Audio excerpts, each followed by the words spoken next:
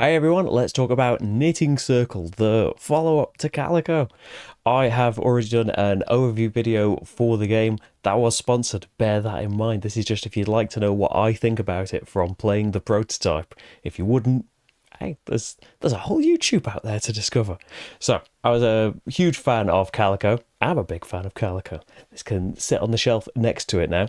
It is a fantastic puzzle game, like a lot easier to grasp and to work out than Calico as well. Like it in its full mode, it's a very brain-burning puzzle game like Calico, and there's still plenty to think about in Knitting Circle. I say potentially more accessible, like especially you don't have to have the request cards on straight away. You can see from your request you've got like short-term goals as well. So if you don't know where to start, oh, maybe I'll go for making a hat and I'll go for some green yarn and see where we go from there. So it's tense in the draft phase when you are trying to get the exact colours that you want, because you know your buttons are on show, people can see what you might be after, and you'll be competing for the same colours often. But not only the colour of yarn, but you need it in the right pattern as well, whether it's the knit or purl side. You can always do an action on your turn to flip it to the other side, but that's wasting a whole yarn to flip another one. So wouldn't it be much better to get one the right way around to begin with? As you build up the garments, even if you can't finish them, it's worth trying to add bits to them to get bonuses, like getting something random out of the bag or getting some grabby paw tokens so you can take exactly what you need from it. But there's a lovely balance between how much do you want to go for that perfect thing. If you want to go for the the solid patterns, the things that are going to be worth the most points to you, then it might take you longer to do that, and it can be quite easy. You know, if people can see you're going for a solid purple thing, chances are you're not going to be able to get that thing unless you get really lucky with how many of that colour are coming out. So as you're completing them, you're grabbing those bonuses and earning more points, deciding whether you want to go on longer, going for the full pattern, or whether you want to just do the minimum on it. And that can make a difference as well based on requests that might be out if you choose to play with those. But then the garments that you're finishing as well, not only have you got those, short-term goals of trying to complete the buttons, and you don't have to go for the buttons. Ideally, you want to have some kind of pattern in it, so you don't have to take the ugly garments punishment tokens. But you don't have to be waiting until every garment satisfies all three buttons.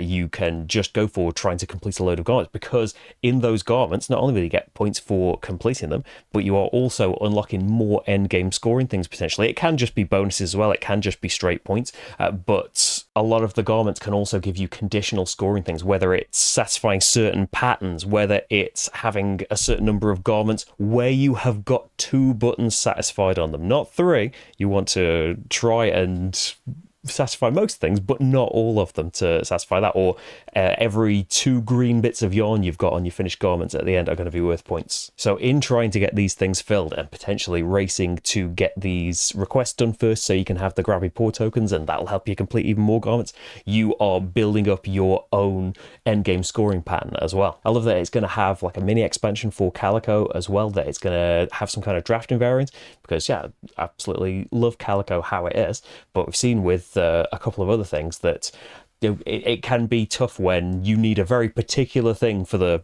mess you've gotten yourself into, and you don't quite know what's going to come out this round at all, and you might just be messed up by the luck of the draw. Or maybe the drafting variant, if that's a problem for you in Calico, maybe the drafting variant will make that easier on you, or just give you a new way to play the game. And on top of that as well, my prototype hasn't really got final things yet, but it's going to have a solo mode, and it's going to have all of the challenges and achievements with pre-set up, requests and things to try and score your highest, beat the target score in there.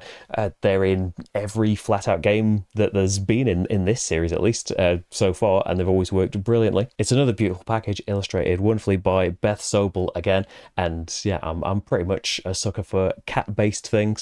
But just like Calico, it's a really kind of cozy theme and setting and look on the table, but it's also coupled with some really thinky, puzzly gameplay as well. Absolutely love it. But yeah, the overview is there for you to check out. The cold hard facts of the game, the Kickstarter page, is there for you to see how to get all the stuff. It'll have some more information on that drafting variance, because that's not in my prototype yet. And if you're not familiar, then you could check out my videos on Calico as well, because that should be available.